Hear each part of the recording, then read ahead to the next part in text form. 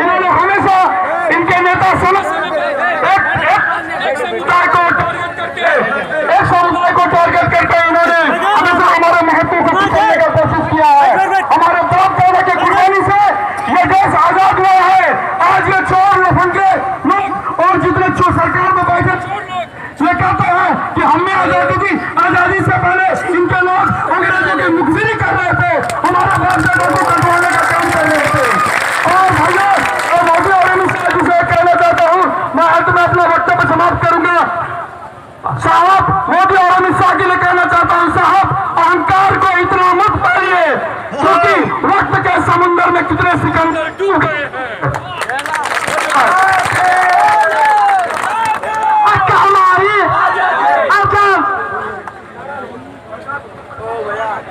प्रकाश जी पर हमारे क्रांतिकारी साथी प्रकाश पासवान जी। हेलो, तो हमें शांति बना करके बैठिए। आज का जो ये जन सैलाब देख रहे हैं, यह जन सैलाब कोई पैसा पर नहीं आया है। ये जन सैलाब अपने हक और अधिकार के लिए आया है, और चाहे जो भी विधि अपनाना पड़े हम लोग अपना करके अपना अधिकार लेंगे। ये जो जन सैलाब है, यह जन सैलाब दलित और मुस्लिम का है। इसलिए कि NRC, NPR और CAA जो काला कानून ये सरकार ने हम लोगों को बीच में लाया है, ये सबसे ज्यादा नुकसान दलित और मुस्लिम को है। आप छोटा सा उदाहरण मैं दे रहा हूँ, नगर पालिका में शौचालय का अभियान आया है और आज चल रहा है 2 साल से।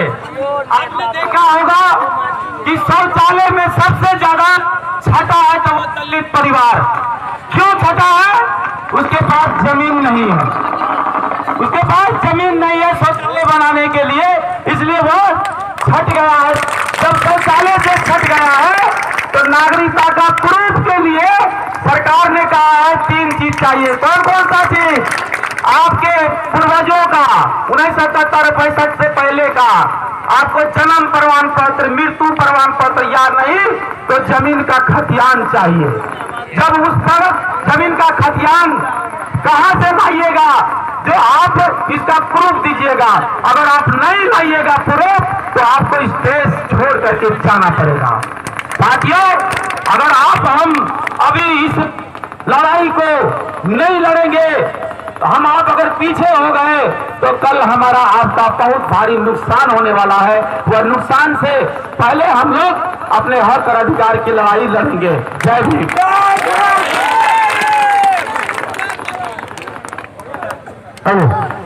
अब मुमताज भैया हमारे समाज सेवी हमारे बीच आपके पास आपके सामने 2 शब्द रखेंगे, जोरदार ताली हो जाएंगे। जय भीम, जय मूल्यवान। साथियों, बाबा साहब अम्बेडकर बहुत साल पहले ये नारा दिए थे कि बेईमान राजा और सोई प्रजा दोनों ही देश और राष्ट्र के लिए हानिकारक है। अब हमें लगने लगा कि हमारे बेईमान राजा है के सामने ये सोई प्रजा को जगा दिए हैं। अब ये सोई प्रजा जाग चुकी है। अब ये पराजा का क्या होने वाला है, ये आने वाला समय ये, और हमारे लोग, हमारे 85% SC, ST, OBC और उससे धर्म परिवर्तित मूल निवासी मुस्लिम समाज के लोग ये दिखला देंगे बहुत जल्द देश में कि अब क्या होने वाला है। हमें कुछ कहने की जरूरत नहीं है, हमें जुड़ना है और जोड़ना है लोगों को। और ये जो हमारे ये SC, ST, OBC के लोग हैं, ये हमारे भाई हैं और इनको और हमारे बीच हमेशा नफरत फैलाने का काम किया इन लोगों ने और हजारों साल से ये करते आए। और हमारे बीच फूट डालो राज करो की नीति अंग्रेजों की नहीं है, ये हमारे देश के कुछ चंद लोगों की है जो ये फूट डालो राज करो की नीति अपना करके हमारे ऊपर सत्ता पे काबिज हो जाते हैं और हमारे ऊपर तरह तरह के जुल्म और और आज हमें बहुत खुशी है। और मोदी जी और अमित शाह की नीति का मैं समर्थन करता हूँ कि उन्होंने ऐसा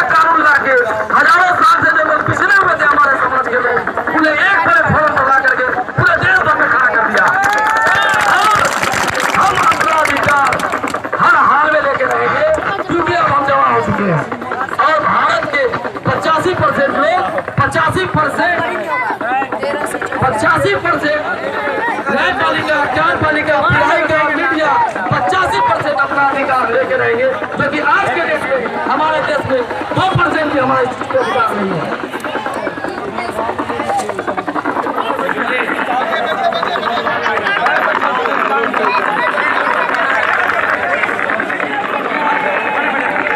साथियों, देश की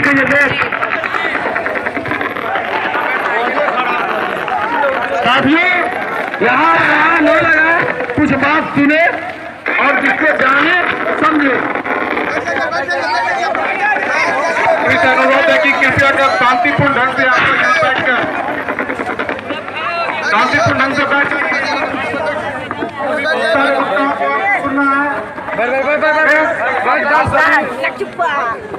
जिम्मेदार नागरिक होने का परिचय दीजिए और अपने अपने स्थानों पर बैठ जाइए। हेलो, जरा माइक को ठीक कीजिए। मत कीजिए। हेलो, कम लोग बैठ जाइए प्लीज। एक जिम्मेदार नागरिक, आप सभी एक जिम्मेदार नागरिक होने का परिचय देते हुए भारत बंद को सफल बनाने में अपना सहयोग करेंगे।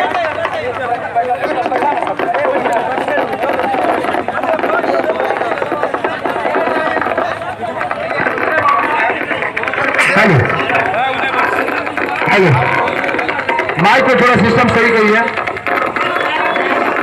क्या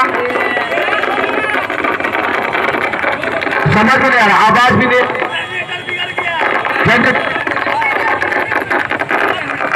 जनरेटर सही कीजिए भैया।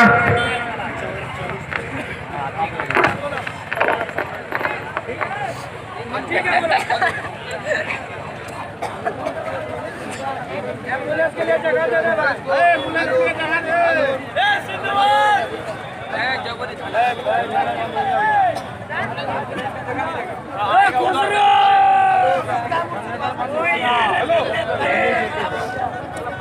क्या है यार, तुमको सिस्टम लगता है। दोस्तों बाकी मेरे आप लोग बैठ जाइए अपने अपने जगहों पर।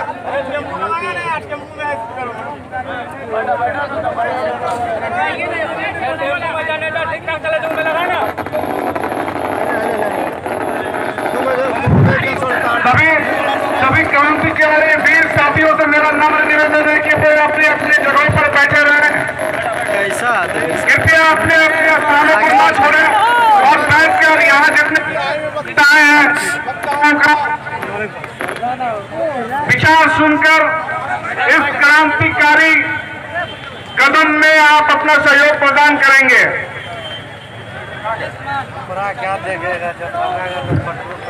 सरफरोशी की तमन्ना अब हमारे दिल में है, कितना बाजरे का दिल में है। दोस्तों, आज का ये ऐतिहासिक दिन न केवल बल्कि यह संपूर्ण राष्ट्र में एक मिसाल कायम करेगी। हम सभी भारतवासी इस भारतवर्ष में रहने वाले भारत के लिए, भारत की जनता के लिए लड़ाई लड़ रहे हैं। इसमें आप सभी का ये खैर मकदम, ये कदम स्वागत करने लायक है। आप सभी जिंदा खाना है, चाहे वो मूल निवासी हो, चाहे मुस्लिम हो या पिछड़ी हो या इस समाज से वंचित वर्ग के लोग हैं, सभी के अंदर वो जज्बात है कि अपने भारत के संविधान को बचाने के लिए एकजुट होंगे और एकजुट रहेंगे। आवाज दो हमें, आवाज दो हमें।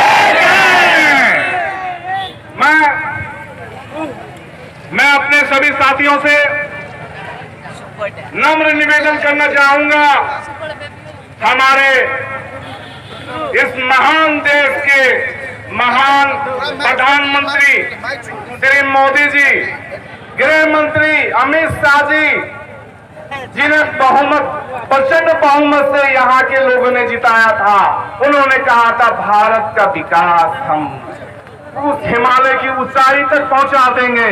लेकिन हुआ क्या? वो इतना खाई के अंदर चला गया कि 75 साल लगेगा हम भारतवासी को फिर अपनी जगह को पकड़ने के लिए। ऐसे प्रधानमंत्री अपने बातों से फिर कर इस देश को, ये देश पूरे दुनिया में एक मिसाल काम कर रहा था, उसको ऐसी जगह लगा के छोड़ दिया जहां से इसका वापस लौटना बहुत ही।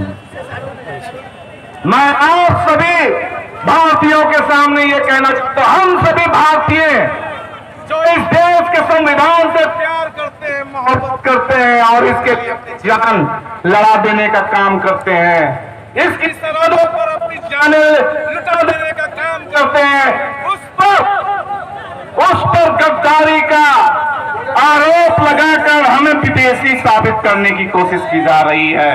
लेकिन हम सभी भारतवासी की ओर से इस नापाक ख्याल भारत सरकार को बता देना चाहते हैं, जब तक हम भारत के मूल निवासी और अल्पसंख्यक एक है, हमारा और आपका कोई बाल बांका नहीं खड़ा कर सकता। हम सभी भारतीय आवाज दो, हम एक हैं, आवाज दो, हम एक हैं। मैं एक छोटा सा शेर बोलना चाहता हूं, पोंछकर अश्क अपनी आंखों से, पोंछकर अश्क अपनी आंखों से मुस्कुराओ तो कोई बात बने। सर झुकाने से कुछ नहीं होता, सर उठाओ तो कोई बात बने। जिंदगी भीख में नहीं मिलती यारो, जिंदगी भीख में नहीं मिलती यारो, इसको बढ़कर छीनी जाती है। इस हकीकत को तुम भी मेरी तरह जान जाओ तो कोई बात बने।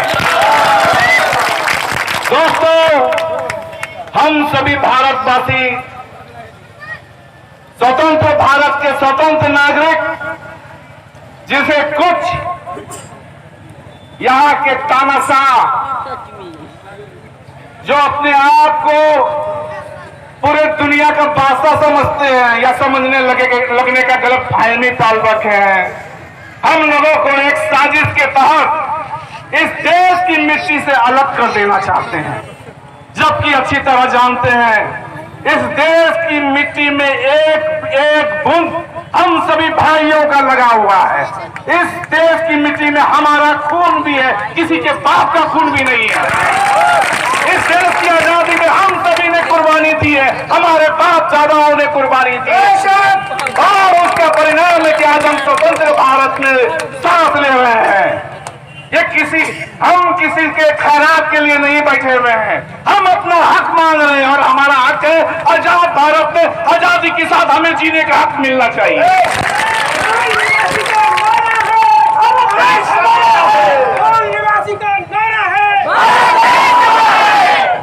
दोस्तों, बाबा साहब आम्बेडकर, महात्मा गांधी, वीर भगत सिंह, चंद्रशेखर आजाद, अशफाकुल्ला खान, वीर हमीद खान, हम उसके पूर्वज, वो हमारे पूर्वज हैं, हम उनको मानने वाले हैं। हम कैसे अपनी मिट्टी को छोड़ दें? ये मिट्टी हम सबों का है। इस भारत को बनाने में हम सभी के ताकत, दिल और दिमाग लगा है, तब आज ये जाकर ये भारत है। आज कुछ लोग, फासिस्टवादी लोग चाहते हैं कि भारत को आपस में बंटवारा कर दो, आपस में लड़ा के मरवा दो, ताकि हम अपने मनमानी कर सके। उनका नारा था सबका साथ सबका विकास, लेकिन आज क्या है? सबका साथ सबका विकास। नारा क्या है? सबका साथ सबका सर्वनाश। अरे भैया, ये क्या कितने बार कितने लोगों को तुम ठगोगे? ये ठग लोग न जाने कहां से इस भारत में आ गए और सभी को ठगने का काम कर रहे हैं। हम सभी को चाहिए उस ठग को बता देना कि भाई, भारत के लोग बहुत ही सजग है, भारत के लोग जिंदा कौमें हैं। यहाँ के लोगों में, यहाँ के मिट्टी में, यहाँ का जो उपज होता है उसमें गणतंत्र और स्वतंत्रता मिली भी रहती है। यहाँ के खुशबू स्वतंत्र और गणतंत्र के खुशबू से ओत पड़ोस रहता है। हम सभी जानते हैं दोस्तों कि अब समय आ गया है, घर में अगर हम बैठे रह गए, अगर हम ये सोचते रह गए कोई मसीहा आएगा और हमको बचा के ले जाएगा, तो ये कभी नहीं होने वाला है। अब समय है कि हम अपने अंदर के मसीहा को बाहर निकालें, हम अपने अंदर के मसीहा को बाहर लाकर इस गद्दारों के खिलाफ लड़े। ये असली गद्दार वो लोग हैं जो भारत को टुकड़ा टुकड़ा करना चाहते हैं। ये असली गद्दार वो लोग हैं जो भारत के अमन और शांति के बीच में तनाव पैदा करना चाहते हैं। हमें ये पहचानना होगा असली गद्दार कौन है। असली गद्दार हुक्मरान है। असली गद्दार हुक्मरान है जो अपने दिल्ली में बैठकर भारत को टुकड़ा टुकड़ा करना चाहता है। हम सभी भारतवासी ऐसा कभी नहीं होने देंगे। हम सभी भारतवासी भारत को एकजुटता और एकता का मिसाल पैदा करेंगे। हमारे अंदर वो कुव्वत है, हम वो रहीम है, वो रहमान है, वो शंकर है, वो देव है, वो सब कुछ है। हम किससे लड़ेंगे भाई? कोई मेरा चाचा है, कोई मामा है, कोई। और ये हमारा ईद भी हमारा है, दिवाली भी हमारा है, मुहर्रम भी हमारा है और दशहरा भी हमारा है। इसको कैसे अलग करोगे? कोई हमारा चाचा है, कोई मामा है, कोई भैया है, कोई मामी है, उसको तुम टुकड़े टुकड़े में बांट देना चाहते हो। हुक्मरानों, जरा शर्म करो। कितने सिकंदर आए चले गए, समय के इतिहास के पन्नों में दबकर खत्म हो गए, लेकिन सच्चाई और हकीकत हमेशा अपनी जगह है। आज भी हिमालय की चोटी अपनी जगह खड़ा होकर चिल्ला रहा है, देख लो हमें। भारत की रक्षा के लिए हिमालय भी है खड़ा। और यहाँ के रहने वाले जितने हिंदू, मुसलमान, सिख, ईसाई हैं, सभी धर्म के मानने वाले लोग एकजुट है, एक भाई है। जब से ये लोग आए हैं तब से हम लोगों के बीच में ना जाने कहां से दरारें पैदा करने का कोशिश करते आ रहे हैं। दोस्तों, अब समय आ गया है। अगर हम आज नहीं चेते तो इतिहास के पन्नों में हम दब के रह जाएंगे। कोई हमारा नाम लेने वाला भी इस जगह नहीं बचेगा। हम सभी को एकजुट होकर भारत को बचाना है, तो आगे आकर इस लड़ाई को खुद लड़ना होगा। किसी मसीहा का इंतजार मत कीजिए, खुद मसीहा बनिए, खुद मसीहा बनिए, अपने अंदर मसीहा को पैदा कीजिए। हर आदमी के अंदर मसीहा है और उस मसीहा को निकालकर रोड पे खड़ा कीजिए, आप वो बचाएगा आपको। अपने जमीन से पूछिए, अपनी आत्मा से पूछिए, हम भारतवासी कहाँ जाएंगे।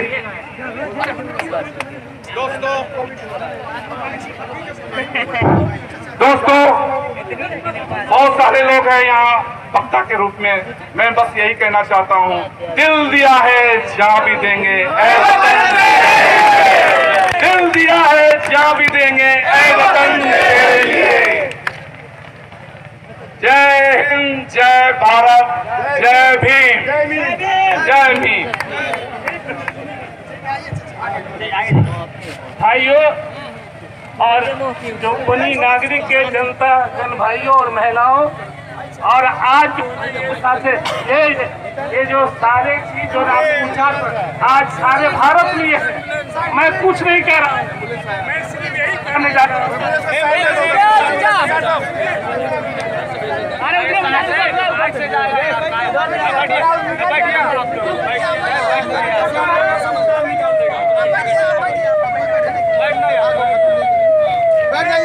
साथी बैठे, सब साथी बैठे यहाँ पे। मैं सिर्फ एक बात दे रहा हूँ, भारत में जब आजादी सबसे पहले आजादी में शहीद हुए हैं, उनको गिना देता हूँ और उनके बारे में बोल देता हूँ।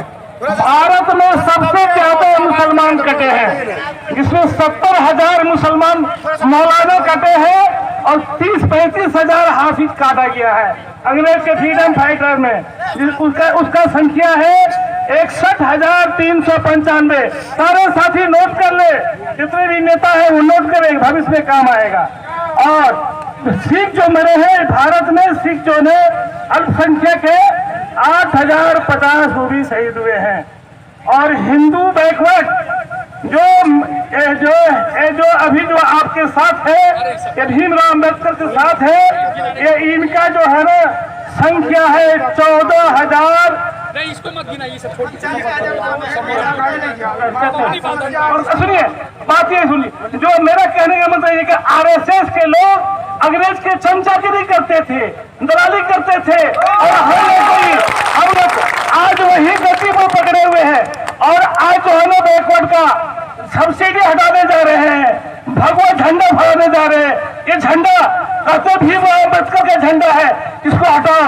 सारा देश के जितने भी पब्लिक है, जितनी भी जनता है, भीमराव अम्बेडकर की जो है ना उनकी जो है ना उनकी संविधान को 7 साल लगा था। भीमराव अम्बेडकर ने सारा हिंद दुनिया के मजहब के किताबों को पढ़ा था और इस भीमराव अम्बेडकर के संविधान को ये हटाना चाहता है। ये फासिज्म वाला है जो अंग्रेज का दलाल था। इस फासिज्म से लड़ना होगा, बच्चा बच्चा लड़ना होगा। और यही कहा मैं समाप्त करता हूँ। इंकलाब जिंदाबाद। साथियों, एक बात का ध्यान दें, हमारे देश में भी जिस तरह से एनपीआर का मामला लाया गया है, एनपीआर क्या है वो पहले सोच लीजिए। ये एनपीआर 2011 में भी किया गया था, जिसको जनगणना का नाम दिया गया था। उसमें हमसे 29 सवाल पूछा गया था। आप कौन हो, आपके पिता कौन है, आपकी माता कौन है, आपके पुत्र कौन है, आपके पुत्री कौन है। उसके बाद ना तो हमसे कोई आइडेंटिटी मांगा गया कि फला का बेटे हो तो उसके बारे में तुम्हारे पास क्या सबूत है, ये कभी नहीं मांगा गया हमसे कहता। और इस बार उसमें कुछ सवालों को बढ़ोतरी किया गया है, जिसमें आपसे ये पूछा जाएगा कि आपके पिता का जन्म कहाँ हुआ। आपके हो सकता पूछ ले, जिनका पिता जिंदा है तो पूछ ले आपके दादा का जन्म कहाँ हुआ। तो हमको कागज के नाम पे जिस किसी चीज भी आधार से रिलेटेड हो, वोटर आईडी से रिलेटेड हो, राशन कार्ड से रिलेटेड हो, ड्राइविंग लाइसेंस से हो, बैंक का पासबुक से हो, इस तरह का कोई कागज नहीं दिखाना है कहता है। सिर्फ अपना नाम पता दिखाना है। मेरा नाम अब्दुल वाहिद, मेरे बाप का नाम इम्तियाज अली है। अगर इससे ज्यादा कोई पूछे तो बोल देना 1857 में जो शहीद हुए उनसे जाकर पूछ लो हम कौन है। और उससे भी नहीं हो तो बोलना जा कुतुब मीनार पर चढ़ के नारा लगाओ, हिंदुस्तान के मूल निवासी का गार्जियन कौन है। उससे भी नहीं हो तो लाल किला पर जिस पर चढ़ के जब तिरंगा लहराते हैं, भारत की शान का ऊंचा करते हैं, उससे 2 दीवारों से जाके पूछ लेना कि तुमको बनाने वाला कौन है। ये आज हमसे नागरिकता मांगते हैं। ये तभी पर जो 95 दिन जेल में रहा है, आज लोगों ने हमारी मूर्खता की वजह से मैंने उनको छूना और वो हमको छाट रहा है। आज जनता की चुनी हुई सरकार जनता से पूछ रहा है तुम कौन हो। जनता जवाब नहीं देगी तो हम पर ऐसे जुल्म करता रहेगा। और नहीं अगर कुतुब मीनार याद हो तो बगल में कब्रिस्तान है, वहां एक जगनी शाह का कब्र है मरहूम का रहमतुल्लाह अलैह का। अगर जोगवानी वालों से पूछे कि तुम्हारा आजू का नाम क्या, तुम्हारे बाप दादा का नाम क्या, तो जगनी शाह के कब्र पर लेकर खड़ा कर देना, बोला इनसे पूछ लो सब कागज ले जाते हुए उनके कब्र में खड़ा कर देना, बोल लो सब का कागज लेके यही मोड़ा, इससे पूछो। हम लोगों के पास कुछ नहीं है। इसीलिए मेरे कहने का मतलब यह है कि एनपीआर 31 मई से बिहार में भी होगा। एनपीआर का हिस्सा हमको बनना है, लेकिन कागज के नाम पर हम कुछ नहीं दिखाएंगे, हमें कुछ देना है। मेरा नाम क्या है लिख लो, मेरे बाप का नाम क्या है लिख लो, मेरी माँ का नाम क्या है लिख लो, इतना बताएंगे। क्योंकि अगर हम नहीं लिखाएंगे तो फिर गिनती में नहीं आएंगे। गिनती तो कराना ना, कहा जब यहाँ 500 आदमी है, गिनती तो कराना है। कागज के नाम पे कोई कागज नहीं देना है। हम कागज नहीं दिखाएंगे, हम कागज नहीं दिखाएंगे।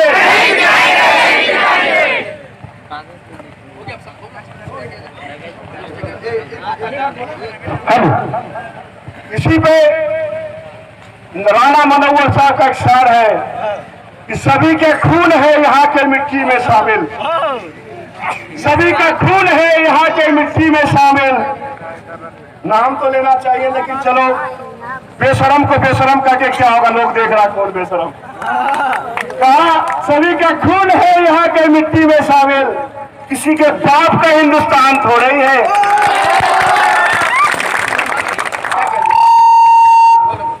हेलो, हिंदुस्तान का अंतिम छोर, भारत का अंतिम छोर एक जोगबनी जो नेपाल से सटा हुआ है। यहाँ से मैं पूरी देशवासियों को एक पैगाम देना चाहता हूँ।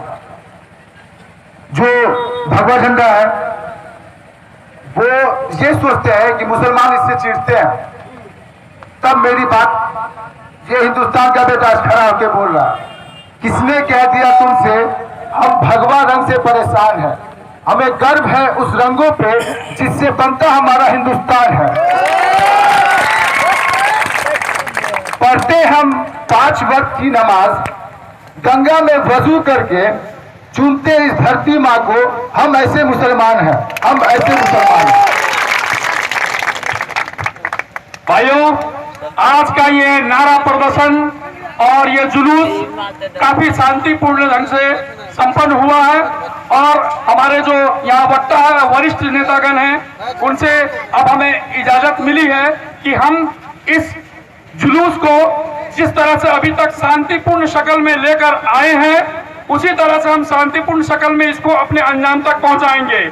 इसमें कहीं भी किसी भी व्यक्ति से थोड़ी सी भी गलती नहीं होनी चाहिए, क्योंकि हमारा ये प्रोग्राम जो भी आज रखा गया है, इसको आपने 90% सब कुछ सही किया है और 10% के लिए थोड़ी सी मिस्टेक हो जाएगी तो ये गलती हमारे सर के ऊपर चढ़ जाएगा और ये मैसेज चला जाएगा। क्योंकि आपको मैं बता दूं, आपके पल पल को अच्छी चीजों को गलत साबित करने के लिए यहाँ सरकार और सरकार के नुमाइंदे बैठे हैं, ठीक है। इसलिए हमें यहाँ खासकर मेरे दबे कुचले गरीब जितने भी लोग हैं और मूल निवासी, उनसे मेरा आग्रह है कि आपको हमेशा टारगेट किया जाता है चंद मुट्ठी भर दलाल और चोर लोगों के कारण, और आजकल फेसबुक और सोशल मीडिया का जमाना है। आप लोग कहीं भी कुछ ऐसी बातें ना करें अपने समाज में, और कहीं भी कुछ ऐसी कॉमनल बातें ना करें जिससे आपको लगे, उन लोगों को लगे कि भाई इनको बहाना मिल गया अब हमको इनको गलत साबित करने का। और जिस तरह से अंजार ने कहा कि ये केसरिया झंडे की बात, तो मैं आपको बता देता हूं, अगर आप केसरिया को प्यार करते हैं तो साथ में हरा भी है, वो हरा हमारा है, ठीक है। इसलिए हमारा सारा झंडा हमारा है, इसलिए ये रंगों में कोई भेदभाव नहीं है। आपको जो लगता है अच्छा आप सोचे, लेकिन मैं आपको बता देना चाहता हूं एक बार फिर से, उस समय माइक का साउंड खराब हो गया था। मैं अमित शाह और नरेंद्र मोदी से ये कह देना चाहता हूं और बीजेपी के हुक्मरान से कि साहब अहंकार को इतना मत पालिए कि क्योंकि वक्त के समुंदर में कितने सिकंदर डूब गए हैं। इसलिए हम लोग अपने जगह पर खड़े होकर राष्ट्रीय गान गाएंगे और इस जुलूस का समापन करेंगे। राजा, अब हमारे सामने वक्ता है शाहजादा भाई, चाहेंगे कि वो 2 शब्द बोले आपके लिए। बहुत देर से वो परेशान थे। जितने भी यहाँ साथी आए हैं वो अपने जिंदगी का सबूत देने, मेरा तहे दिल से उसे क्रांतिकारी सलाम। मैं बता दूं कि सत्ता पक्ष को इतना गुरूर है, वो कहते हैं कि हम 1 इंच पीछे नहीं हटेंगे, और हम सब भी बता दें उनको कि हम आधा इंच पीछे नहीं हटने वाले हैं। अगर आपसे कोई बोले कि आपका आधार कार्ड क्या है, तो हम बोलेंगे हमारा आधार कार्ड ताजमहल है, वो देख लो। अगर हमसे कोई मांगे कि आपका वोटर आईडी क्या है, तो हम लाल किला दिखाएंगे, जो मेरा वोटर आईडी है। अगर हमसे कोई पैन कार्ड मांगे तो उसे हम कुतुब मीनार दिखाएंगे। सत्ता पक्ष जितना गुरु उसको गुरूर को हम तोड़ेंगे। हम पैदा भी यही हुए हैं, दफन भी यही होंगे। जीत गए तो वतन मुबारक, हार गए तो कफन मुबारक। अब मैं सभी क्रांतिकारी साथियों, आप लोगों ने बहुत ही बहुमूल्य समय दिया है, बहुत ही शांतिपूर्ण और शिष्टपूर्ण ढंग से आप लोगों ने इस मजलिस और इस जुलूस को कामयाब किया है। मैं रास्ता से माइक खराब हो रहा है, किस्मत भाई थोड़ा हल्का। हाँ हेलो, मैं आप लोगों से एक बात कह देना चाहता हूँ एक छोटा सा जो चीज रह गया था कि हमारे गृह मंत्री श्री अमित शाह ने कहा कि एक इंच भी अपने बात से पीछे नहीं आ सकते।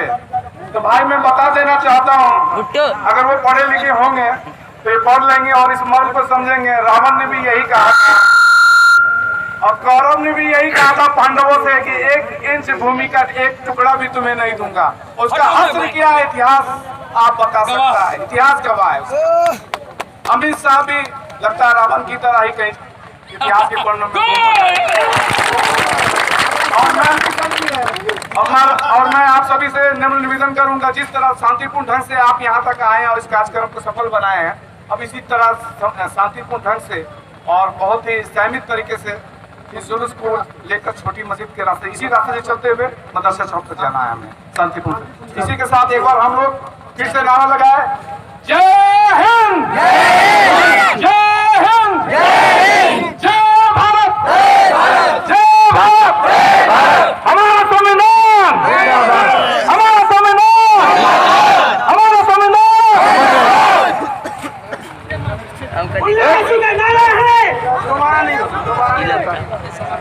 अब मैं सभी से नम्र निवेदन करता हूँ कि हमारे साथ साथ वो भी चले। महिला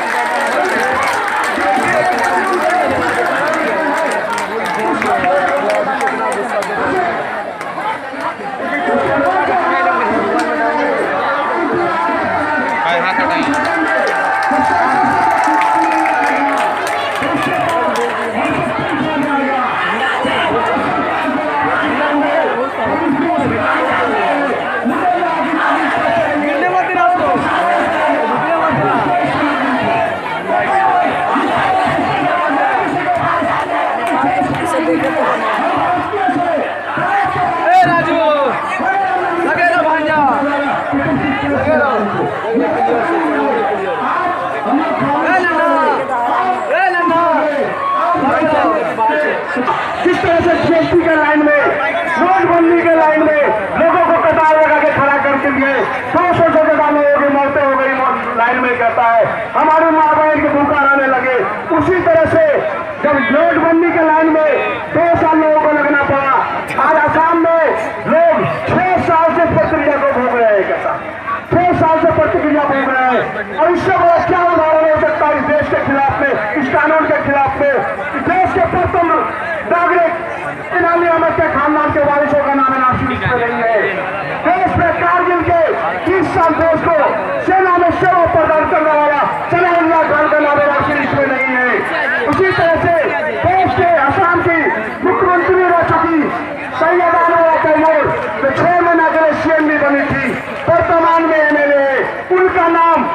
किसी के लिस्ट में नहीं है तो हम क्या चीज है, हम क्या चीज है। इसीलिए आज अगर हम नहीं सकेंगे तो कल आने वाला जो हमारा मुस्तकबिल है हम तो झेल जाएंगे, हमारे बच्चों को बहुत बड़ा विश्वास हो जाएगा। और शाहीन बाग में आज जो हमारी माँ बहनें बैठी है, सबसे पहले तो उन माँ बहनों को दिल से सलाम और सभी सलामी उनको दे।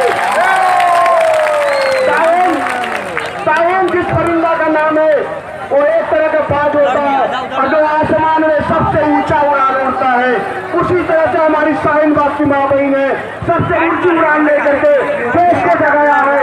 आज हम नहीं जागे तो कभी नहीं जागेंगे, कभी नहीं जागेंगे। जय मूल निवासी, जय भारतवासी, जय देश।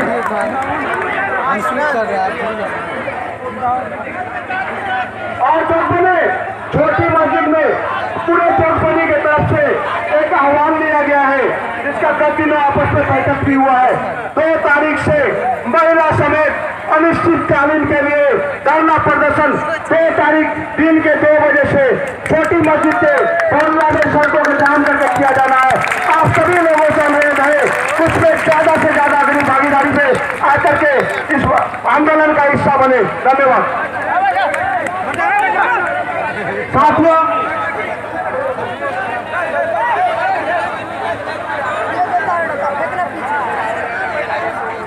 साथियों, हेलो,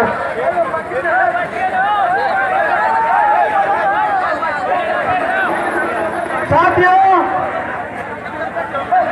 ये जो आज की तारीख में जो बंदी हुआ है वह बहुजन क्रांति मोर्चा के द्वारा बंदी किया गया समस्त भारत में।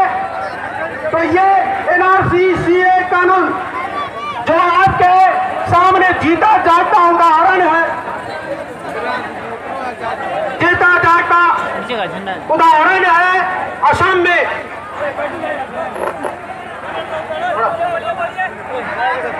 असम में 19 लाख लोगों को डिटेंशन सेंटर में रख दिया गया, जिसकी 5 लाख केवल मुस्लिम और उससे 3 गुना SC ST OBC मूल निवासी इससे प्रताड़ित हुआ है। और यह प्रताड़ित हिटलर शासक के जमाने में डिटेंशन सेंटर में रख करके उन लोगों को नागरिकता का सबूत नहीं मिला तो उन्हें पेंडिंग में रख करके उनको गोलियों से भून दिया गया। तो इस तरह की साजिश मोदी और शाह के द्वारा इस देश में हो रहा है। और ये सरकार बड़ी दिखाई से बोला है, शाह मोदी बोला है कि ये सारे कानून देश में लागू हो गया है। मैं कहना ये चाहूंगा कि केवल माइनॉरिटी के मुस्लिम भाई प्रताड़ित नहीं हुए हैं, इसमें SC ST OBC भी जो है इसमें प्रताड़ित हुआ है। अतः मैं चाहूंगा कि इसमें सभी का भागीदारी होना चाहिए।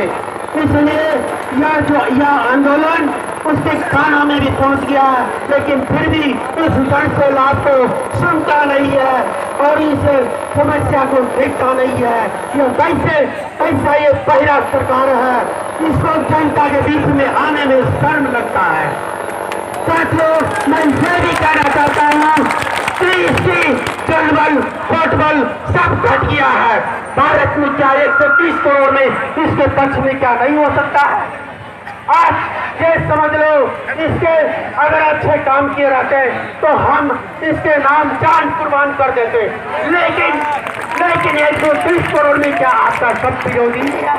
तो आप भारत, पाकिस्तान, बांग्लादेश, अफगानिस्तान से आप वोटरों को मंगा रहे हो, क्या वोटर नहीं, हिंदू नहीं, आप अपने वोटर को मंगा रहे हो, क्योंकि आज आपके आगे पीछे कोई रहने वाला नहीं, कोई संबोधन करने वाला नहीं, आप बिल्कुल सुनने में जा रहे हो। साथियों, ये सत्ताधारी घमंड नहीं करे तो 1971 में इंदिरा गांधी की सरकार थी तो 361 सदस्यों के द्वारा फुल बहुमत था। लेकिन विचार के आंदोलन के आप सबों से कहते हैं कि आप लोग इसमें जोशपूर्ण साथ दिए, इसके लिए धन्यवाद। जय भीम, जय भारत।